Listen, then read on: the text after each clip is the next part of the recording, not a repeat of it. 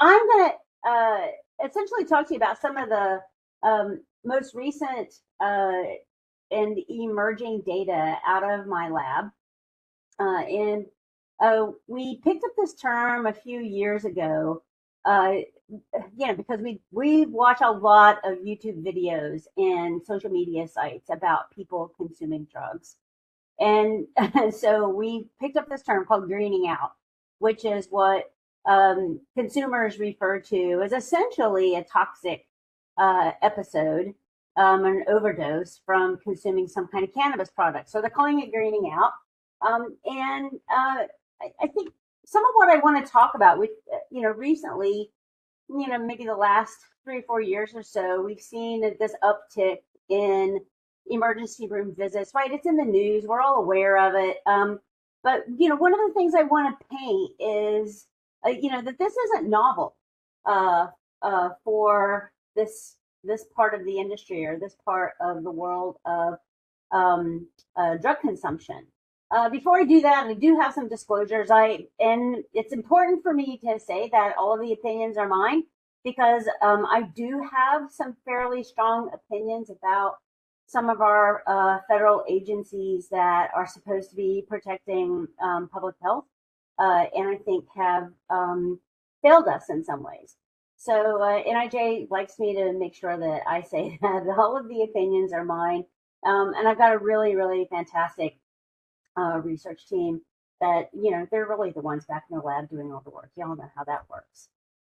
So my first real question, to pose to everybody is, when we see people consuming cannabis, is some of what the effects we're seeing, not part of the intoxication, but really part of this cannabis psychosis? And, in a lot of ways, maybe that is overstated, but I think we still don't have a lot of data yet to really describe some of what are the adverse events that occur for some people who consume cannabis products. And so I'll be defining what a cannabis product is sort of as we go.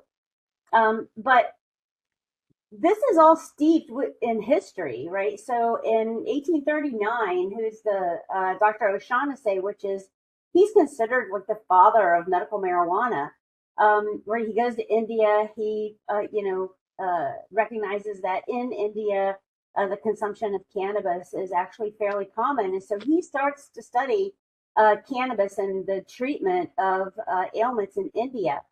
And so he does make pretty extensive notes when he is giving cannabis to some patients. And one particularly here is a patient who had rheumatism, that this person experienced catalepsy, very rigid limbs that only the medical staff could maneuver his arms and his legs, and the patient was insensible. And so there were several cases of this studies. And he determines and opines that that there are a lot of people talking about the negative effects of consuming cannabis. And, he says, okay, we have these evil pieces, his words, but they're not so numerous or so immediate or so formidable, particularly as compared to some of the other substances of use and abuse. And then in 1845, we have this French psychiatrist who is also noting psychotic episodes as well. So if we advance all the way to the 50s and the 60s and yellow journalism and the propaganda here in the United States itself, there is reference to cannabis psychosis that also takes some mainframe attitudes in shaping our policies and our legislation. I do want to very briefly mention this survey of Swedish men that happened in 1969 and 70. There was more than 50,000 Swedish men. These were men who were essentially drafted to serve in the Swedish military. So, almost, about 90% of them were 18 to 20 years old. and they reviewed their medical records for about 27 years. And so the conclusion from this, pretty significant review was that cannabis is associated with an increased risk of developing schizophrenia. You can read the rest of that. And, that is not to say that, cannabis causes schizophrenia. I think there's a really complicated and way outside of my expertise, there's a really complicated relationship between cannabis and mental health that, we need a lot of data to fill in those current gaps. But I bring this up to point out that we have been talking about greening out or cannabis psychosis for as long as we have had words, physicians writing medical opinions about the consumption thereof. All right, so let's talk about currently where we are in the United States with the cannabis industry. And to define some terms for us, because it is a complicated landscape. So I don't like to use the term recreational use of cannabis because I don't care why people are consuming it. A better term for this is adult use, legal retail market, and then some states have what they consider medical marijuana. You're going to hear me refer to this as cannabis. Marijuana is a legal term. It's a legal term that is defined by how much delta-9 THC is in the product. And so we have both of these industries, depending on your state, are regulated in the United States. And there are some states that have both of these programs. And then we have what is considered the hemp-based industry. For the most part in the United States, the hemp-based industry is unregulated. There are a couple of states that do regulate hemp. It's the states that regulate hemp. That is the only cannabis product that is legally allowed in that state. And so if it's regulated, it is quality tested. But for the most part across the United States, hemp products are unregulated and then therefore not quality tested. And I'm just going to say not quality tested because I have yet to, of the thousands of products that we have analyzed in my lab, maybe 2% of them actually match their certificate of analysis. We see that the hemp-based industry feeds product into the gray and the black markets in the United States. So this is complicated across the United States, which then, of course, creates a lot of confusion. And when there's a lot of confusion and there's gaps, then that's where, as a forensic toxicologist, that's where nefarious activity happens. And so I'm going to be talking about the gaps.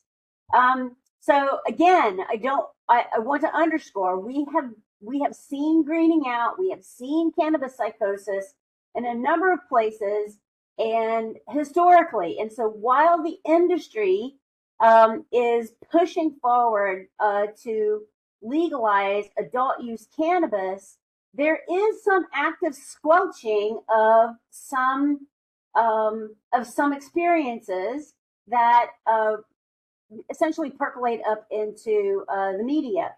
And so I think one of the really most interesting voices that came out early on, right? So Colorado and Washington legalized adult use retail cannabis in 2012.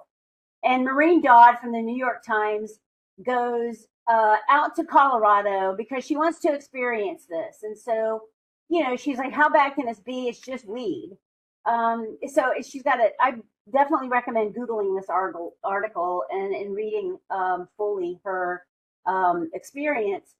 But she doesn't anticipate what is about to happen to her. So she consumes a little bit. She's like, well, this is gonna burn off in a little bit. And you can read what she says. This is in her article that she wrote about this, where she was in this hallucinatory state for 8 hours, and that led to panting and paranoia. And so, right, so this is this is a significant episode, and particularly for naive users, this is definitely an adverse event.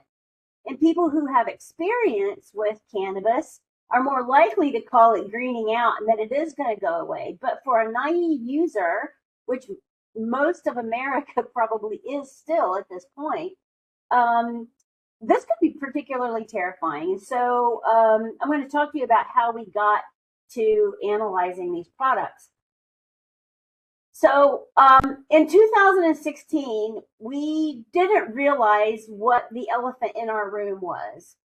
This in our room, meaning my research lab, and we had been seeing, high concentration THC products come into the lab, and we're making note of them. But again, think about there's some active squelching of people wanting to talk about their adverse event or their hallucinations or their schizophrenia that developed after they consumed cannabis. So we had this case in 2016. I'll talk about why people started sending us cases in a little bit. But it was this adolescent male, right? So he was young. He had no history of psychosis. And he reports into an emergency department in full-on like schizophrenic breakdown. So they conduct a urine drug screen and find that he is positive for delta-9 THC. And so they diagnose him as having a bipolar-related psychosis, and that it might be substance-related, but they're not really certain. So they find us, my laboratory, and they're like, can you analyze, for other drugs that could be present, like the spice kinds of products, or maybe some of the other novel psychoactive substances that maybe some of his psychosis could be attributed to. And I'll tell you, at the end of the day, so there were a couple of plant products that got submitted. You can see them there in that little tin. They were plant material. And when we analyzed them, they were 13% delta-9 THC, which at the time, was really not all that uncommon for plant material. It's right in the average of DEA, what the DEA was saying on average for plant material. And so what we didn't know, right? Because again, of the active squelching and the lack of a lot of case reviews in the literature about cannabis psychosis, the modern publications. And so the elephant in the room, talk about being ever so appropriate, right? So that is his pipe, which is an elephant. So it was literally and figuratively our elephant in the room. Shortly after we received this case, we had another case of a young man who had been, his pediatrician reached out to us and said that this young man who had never had a history of seizures was taken to the emergency department for grand mal seizures, and he had been vaping a cannabis product, and they sent it to us, and it was roughly 70% delta-9 THC, and we reported back to the pediatrician. Again, our elephant in the room and not knowing really how to describe this, right, because our minds are on something else. We reported back to the pediatrician, and it's just THC. We later had another conversation with the pediatrician, about the nature of psychosis and maybe what was happening with this young person. So one of the things that I have come to fully appreciate is that, really strong policy and regulations, protect public health and public safety. And when you don't have those, then a lot of mythology is going to develop and be allowed to be propagated. And there's going to be quality assurance gaps in products that are available to consumers. So I'm going to play a couple of videos here that essentially is going to segue into what we're seeing in the laboratory, but also highlights the accessibility of these products, both in the marketplace and also how readily accepted it is on social media. What's going on, guys, and welcome back to the channel. Today we are going to be getting into how THCP is made for tutorial 2. Okay, so this is a guy who's essentially talking about, he's stoned, but he's talking about he's going to do a tutorial on how to make THCP. And then we've got this guy is talking about greening out, and that's not going to play. But essentially, this is a guy saying, "Hey, greening out is okay. Just kind of sit back and relax. It'll go away." And so, I use that as a segue to talk about. We have seen per capita. This is marijuana sales and also some, essentially some prevalence of what we're seeing, and it's escalating, right? And that we're seeing these hemp-derived cannabinoid sales also escalate across the United States. And so hemp-derived, these are like the Delta 8, Delta 10, THCO, THCP products, right? It's not CBD. It can include Delta 9 THC. So it is, easy to make Delta 9 THC from hemp. And so there's a loophole that exists in some states that say that if your Delta 9 comes from hemp, then it's considered hemp derived. I mean, I have strong opinions about that. So, sorry to interrupt, Dr. Peace. I just want to, we're getting a bit of an echo. So just want folks to be sure that they're muted, and it looks like someone phoning in with a 270 number might not be muted. So appreciate y'all checking on that. Sorry to bust in. Thanks. No, that's okay. So, here we see the emergency department visits per 1,000. Again, we're seeing an escalation of this, particularly as prevalence of use and potency of products is increasing, right? So we know we have an issue, right? And these are emergency department visits, whether it's due to the cannabis hyperemesis syndrome, to psychoses, to people believing that they're having a heart attack, to just bizarre hallucinations that a naive user might be having. So across the board, we're seeing this escalation of visits to emergency departments after the consumption of cannabis. Okay, so let's talk about how we got there. We know that historically, high concentration Delta 9 THC products have been in the marketplace, right? And so, they're in these crystals, dabs, waxes, right? These can be anywhere from, 60% Delta 9 THC to 90 to 95% Delta 9 THC.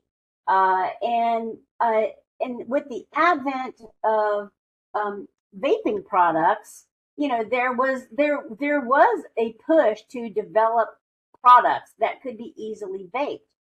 And so I'm going to show you what our involvement has been in the evolution of those.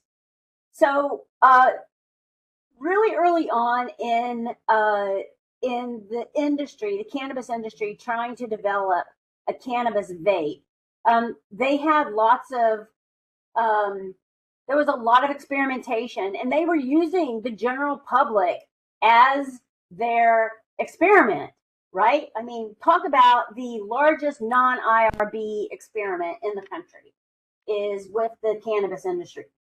So we did see a lot of polyethylene glycol in products and products that contain medium chain triglycerides, right? The industry figured out that if they're going to have something that is fluid that goes into an e-liquid, they needed to put it into something that was oil-based, because nicotine vapes are water-based. So there were issues with that, and I'm going to show you some data around that in a second. And they also have flavorants. They are adding back in terpenes, and some of these terpenes are also synthetic as well. And so, right, so the landscape for cannabis vaping is actually still wide open. I was just at a Cannabis Regulators Association meeting, and there was a whole topic on what do we do with vapes? Because there's only a couple of states that have tried to put some guardrails up for cannabis vapes. And frankly, they're not all that successful in regulating that. So this is a product we received in 2016. And you'll see there that the base was PG and VG, propylene glycol and vegetable glycerin, water-based. That's what nicotine vapes are. The humectant is for nicotine vapes. And you'll see there, I want to point out, despite the fact that it's a GCMS chromatogram, right? I want to point out that what we found in these products was 0.0065 milligrams per milliliter with PG and VG as the carrier. You'll see the other one is 0.0076, all right? So we have an oil and water situation here, right? CBD does not go into PG and VG because it's lipophilic. So we did see for a period of time where they were putting both CBD and nicotine into the same vape. And so we actually stopped a clinical trial in its tracks. You know, that is a picture of that vape. And so, right, you've got layers, right? So the CBD had MCTs in it to make it fluid for the vape. And then we did see a small amount of CBD in the nicotine layer. So, right, a lot of inconsistency in this product and the delivery, which would have made the clinical trial impossible to interpret. So we see that now they got onto medium chain triglycerides, like, you know, coconut oil. And so once they added coconut oil into these products, you'll see that now we have 532 milligrams per milliliter of CBD in that product. So they figured it out. Now, what has happened in the interim is that what they've come to some of their senses, and it's like it might be really bad to layer the inside of your lung tissue with coconut oil. So, so essentially what they're doing now is it's just a dab. There's nothing liquid in the vape. They are literally those original pictures that I showed you where it's a wax dab. That's what is in the vape. They don't need a carrier like MCTs to make that vape actually work. All right, so back up. So in the early days of my research that NIJ funded, you know, we were trying to chase people who are adulterating nicotine vapes. And so we found this product from this company. You'll see, I mean, that's not a very professional packaging of vape juice. But in all of these, we found MDMB Fubinaca, which was a really dangerous cannabidiol, considered like a spice cannabidiol, you know, that has actually been known to kill a few thousand people. So, you know, what wound up happening then is this essentially led into this development shortly after this of the Farm Bill coming on board, and the Farm Bill that allowed for CBD to be legal. And so once CBD became legal, you know, the people who were growing cannabis planted millions of acres of hemp for the purposes of extracting CBD. And one of the things that we learned at the time was that, well, you know, they were telling legislators that they were growing all of this hemp for rope, not dope, right? That they were growing it for textiles, you know, t-shirts and sheets, not to be extracting CBD. Well, they were extracting for CBD because at one point, you know, a kilo of CBD was probably worth $2,000 to $3,000.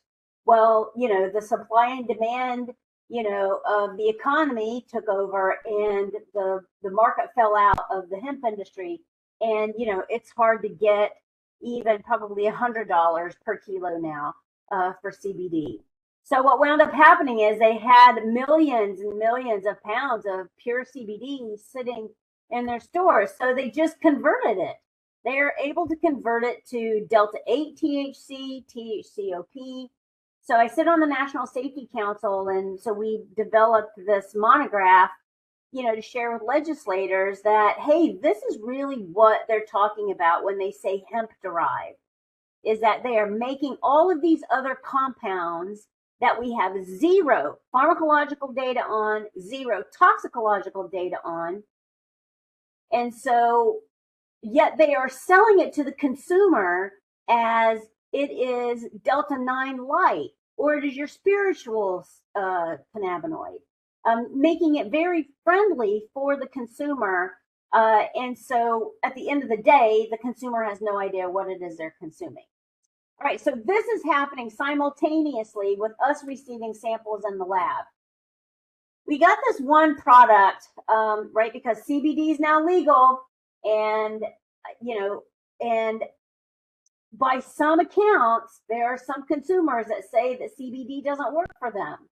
I'm not saying CBD doesn't work for everybody. There are some people who do take CBD products, and it is very effective for them in helping them sleep or dealing with, some kinds of pain. So we have CBD, and, there are some manufacturers who are trying to get a market edge. So we had somebody reach out to us and he literally said, lady, I smoke a lot of weed, and this was not weed. He was a graduate student who wanted to take something for his anxiety, because he had really bad test anxiety. So somebody recommended to him Diamond CBD. And so we don't know, we asked him to send us his product. And because we didn't know where he actually got it or if he adulterated it himself, we went to the Diamond CBD website that had hundreds of products on there. Their safety page said that it was quality tested. You'll see their 100% natural CBD extracts. On their safety page, they literally at the time said, our products are safe for your children with epilepsy. They're safe for you with PTSD. So we randomly purchased off the website. So we had that one person who sent it to us, and then we purchased 8 randomly off of the website. So out of those 9 products, 4 of them had 5-fluoro-ADB, which is a fantastically dangerous cannabinoid, synthetic spice-like cannabinoid. And one product had dextromethorphan in it, which is the active ingredient in over-the-counter cough syrup. So I'm livid over this, right? We purchased like strawberry. We purchased flavors that we thought kids would like. And so I'm infuriated, and we wound up publishing that, and a journalist from the Philadelphia Inquirer reached out and said, hey, do you mind if I take your manuscript to the CEO of Diamond CBD and share with him what you found? I was like, have at it, my dude, right? So he did, and the response, we did not anticipate the response. And so the owner of Diamond CBD was livid with me and we essentially had a pretty public back and forth in social media where he would say something really horrible about me, and then I would just release more data. And so at one point he did go back and he said, I went to the batch that they purchased out of, which was impossible. We secret shopped, and none of his products had batch numbers. And he said, well, the product that we tested out of that batch had melatonin in it. Well, that's still not CBD. So sort of the unintended consequence, and the point of this is that because we were having this pretty public battle in social media, and so every time he said something bad about me, I punched up, right? So New York Times, Sanjay Gupta from CNN, Weed 5 is about my lab. And so, so the unintended consequence of that was that hundreds of people started sending us their products from across the United States saying that they had had adverse events. So in the early days, it was these synthetic cannabinoids, like the cannabimemetics, like 5-fluoro-ADB, the Fubonacas. And then at some point, it became high concentration CBD THC products, right? Because we're getting, as cannabis is legalized across the United States and there's more access for people, then the market edge for the manufacturers becomes more concentration of the drug in their products. And then most recently, it has become about these new synthetic cannabinoids post the Farm Bill, like Delta-8, THCO acetate. And so most of the products that we get in now where people report an adverse event is going to be in this class. So this was really the case that we got in that I took to Virginia's General Assembly to essentially rage against the hemp lobbyists who were saying that, you know, we were destroying the hemp industry in Virginia. And so we had a consumer had reached out to us. He purchases a honey stick. It's about 6 inches long. It's supposed to be packed with honey, right? It's a wax paraffin. You put it in your hot tea and it melts and right, the honey goes into your tea. So you'll see, and that's how it was packaged with a blue Post-it note around it that said it had 45 milligrams of Delta-8 THC in it. So the consumer ate the entire thing because that's what you're supposed to do. And then he said this is a regular cannabis consumer, multiple times, regular weed every day. And he says that he had horrifying hallucinations that lasted 4 to 5 hours. I believe somebody had chopped his legs off. He was bleeding out. He didn't have hands, so he couldn't dial his phone to call for help. So 4 to 5 hours of this nightmare. When we tested he found us, we tested the other honey stick. So we found 631 milligrams of Delta-8, 204 of Delta-9, and 953 of CBD. There's, conceivably no honey in that honey stick. So this is the exact slide I took to our General Assembly. And so I said, okay, Delta-8 is natural. It's a natural cannabinoid. And so the hemp lobbyists were saying, well, Delta-8's natural, but, we're making it. But it's natural, people. So, but, the plant makes it in trace amounts. And not all plants make it.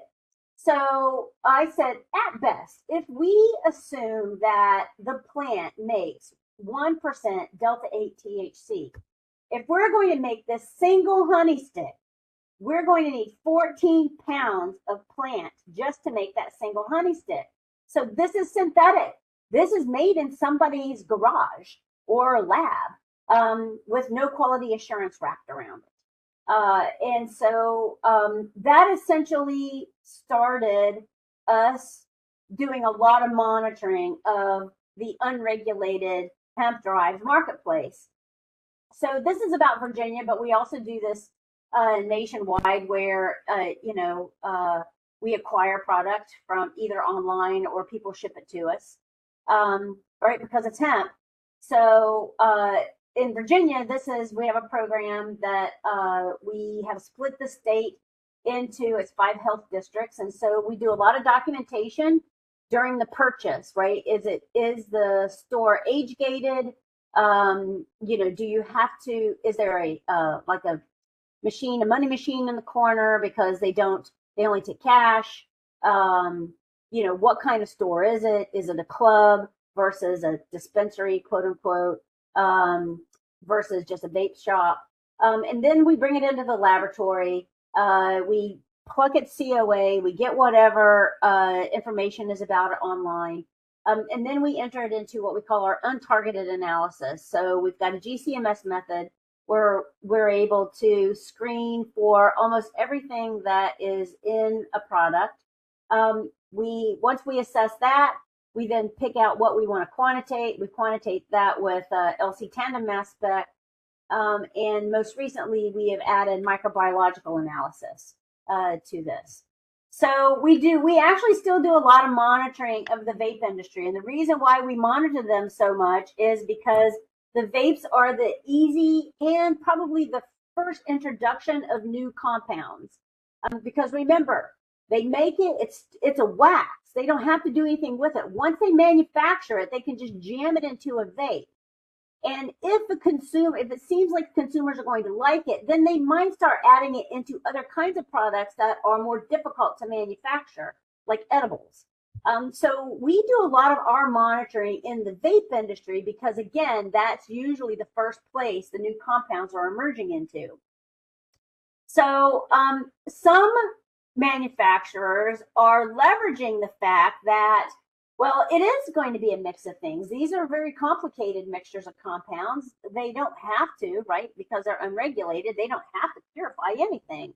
But yet they make all kinds of claims. So this company is saying that they have some cannabinoids in there that are rapid onset. Some, will, come on fast and hard. Some linger longer, right? So there's an entire blog about what this, well, how do they know? The way they know is, and I asked the manufacturer, how do you write these descriptions? And he said, well, I take it, and if I like it, then I invite, 5 of my friends, and if my 5 friends like it, then we have a party with 20, and if the 20 like it, then we expand it to 100 or so. And then they essentially pull everybody's stories together to write the descriptions. Talk about a fantastic clinical trial, right? I mean, man.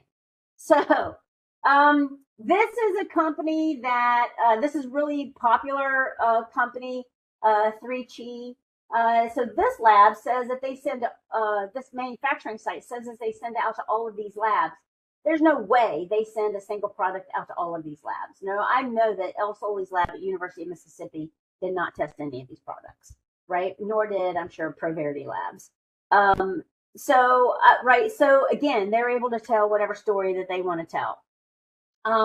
This is a product that says that it was Delta 8 on the front of the box. A sticker that said Delta 8 THCO acetate was on the back of the box.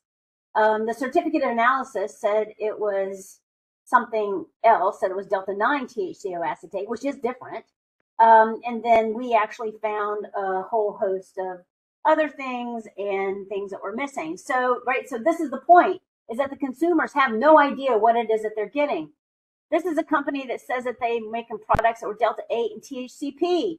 They said, listen, THCP is really hard to analyze for because it requires expertise and a big instrument. And this requires advanced staff. But trust us, it has THCP in it. So, so this is our first publication where we pushed out the results of looking at 70 or so products. And so you'll see there, again, they're really complicated mixtures inside of this single vape.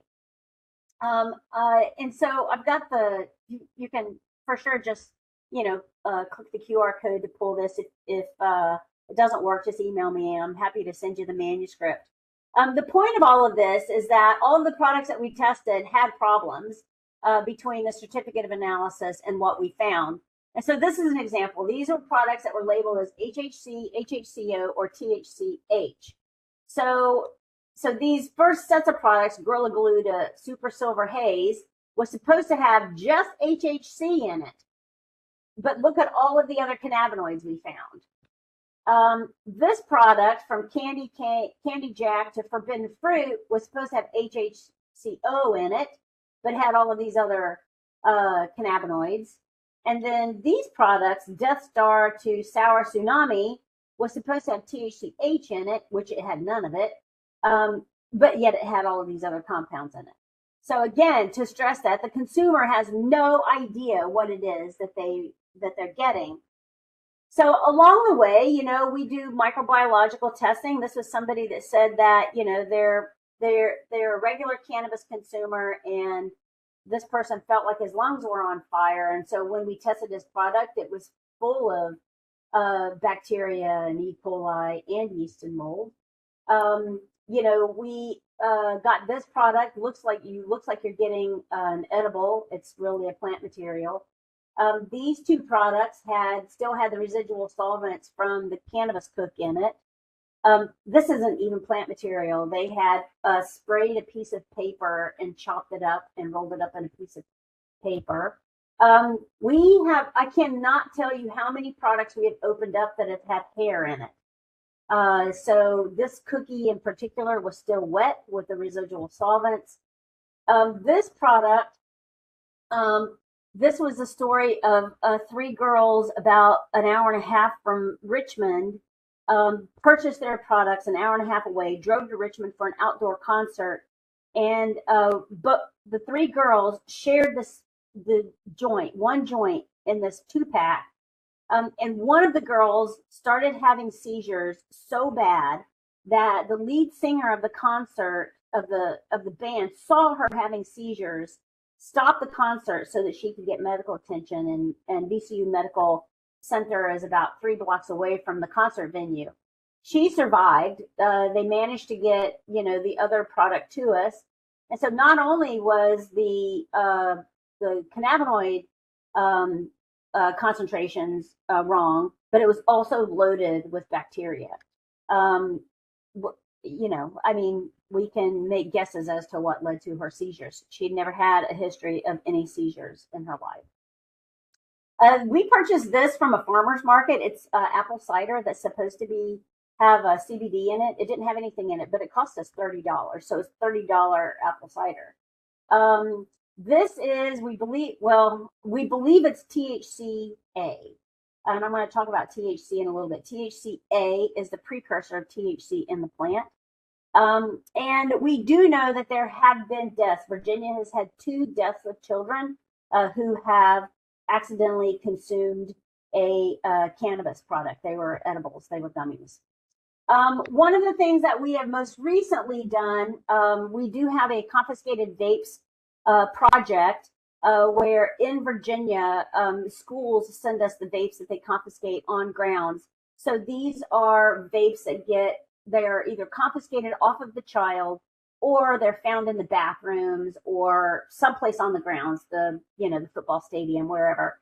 And so we started testing those, and we found coliform on a lot of them. So then I thought, well, is that coliform actually getting aerosolized? And so we started aerosolizing some of the products first, and sure enough, we found that coliform is successfully aerosolized and will reach the deep lung tissue. This is another case that got submitted to us. So this is a THCO. When I received it as evidence I thought it meant THC 0, meaning that it was compliant with the Farm Bill. And so the backstory is, which I can now talk about, is that the young man who had no mental health issues prior to consuming this, he'd gone to the local vape shop. He said he wanted to quit smoking nicotine, and he wanted to stop smoking weed. And so the manager of the vape shop said, oh, well, you should try this. This will help. So he bought this and a couple of other products, went home, consumed this. So he took 3 gummies out of this package, and then devolved into a schizophrenic break in which he went and got his automatic rifle and stepped out onto the balcony and shot up 2 police cars with the officers in their cars. And the officers survived. And his reasoning when he was in his lucid moments, he believed he was a player in Grand Theft Auto, and that somebody else was controlling him. So I worked on this case with the forensic psychiatrist for a couple of years. Essentially, he was taken into a treatment facility and given high doses of a drug that would sedate him, and they would raise him out of it for treatment. And he was finally able to stand trial about 1.5 years ago, and he was found not guilty by reason of insanity. This is a case we just received this past year. And so this was a vape product that her child was consuming, and the mother reached out to us and, completely distraught, and said he was crying, he was hypervigilant, and then he was almost catatonic for periods, and he would cycle between those for a while. And so when we analyzed it, we found Delta 9 at 3%, Delta 8 at 34%, THCP, which is presumably a very potent and efficacious synthetic cannabinoid, and iso-THC. So iso-THC is essentially a marker that we use that indicates it's synthetic. Of course, we know it's synthetic because of THCP in it. But if it just had Delta 9 THC in it, and I also found the iso THC, I know that that Delta 9 is synthetic. All right, so that's an aside. Here's what was on the label. That it contains less than 0.3% Delta 9 THC, and we found 3.1%. This is another case that a woman was taking for back pain. It was supposed to be a CBD product. Her pain was increasing, so she started consuming more of it. And then as she consumed more of it, she felt that she was hallucinating. So she sent it to us. And this is what we found online, was that it says that the CBD is sourced from top quality organic US grown industrial hemp. So what we found in it was MD&B Panaka. And so what we know about MD&B 4E and Panaka is that it is one of the most common cannabimetics in the United States right now. So I'm going to pull this around to some close here with some comments, right? And I'm going to talk about this woman. I was not involved in this case, full stop. This is out of California. So this was a woman. This is, I think, part of our current issue is that, you know, she essentially what she did, she was in an abusive relationship and her boyfriend forced her to take a hit off of this bong that he was using. And she had a schizophrenic breakdown and stabbed him to death. So she's on trial, but it says, right, all of the news is that, well, she had a cannabis psychosis. Well, do we know that it was Delta 9 THC? What was there anything else in it? This is part of the problem and the challenge, I think, that's happening in crime labs right now and in poison control centers is that we don't know how to adequately attribute an adverse event because very few labs have the analytical methods to tell us what the actual cannabinoid was. So our fallback is just to call it Delta 9 THC or Delta 8 THC. So again, those are some of the links to our manuscripts, and I'll, you know, go back to those if you want to pull those. But here's where we are. So there we are, 2025, 2026. This market is only expected to grow. And we can't analyze for it widespread. All of these cannabinoid products we're not able to adequately analyze. And we have increasing adverse events across the United States.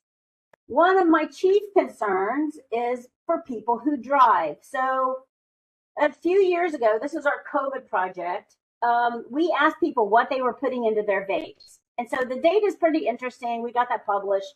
And one of the things that we asked people was their context in which they were vaping. And so I want you to see there that we had a significant number of our users said that they vaped cannabinoid products while they drove.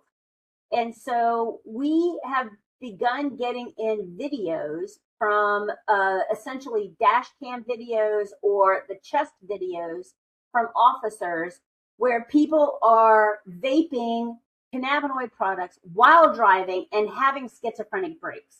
It is horrifying to watch.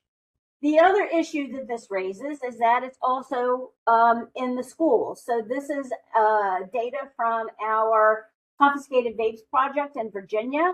And so you'll see there, out of roughly the 2,000 products that we've analyzed over the course of 2 academic years, 15% of them are THC products, and 100% of those are the analogs like Delta 8, THCO, THCP, HHC. And so we know that 15% is low because we know that if some schools believe that it could be a THC product, they just turn it over to the local police. So 15% is the low estimate for how prevalent cannabis products are in the schools in Virginia. We believe that this is true across the United States. So when kids are having some kind of mental breakdown in school and they're vaping, then could it be attributed to these THC analogs? This is part of the problem, right? So of the THC analog compound products that we had, you'll see there that cannabinoid concentrations were between 20 and 90%. That's horrifying in the hands of a child.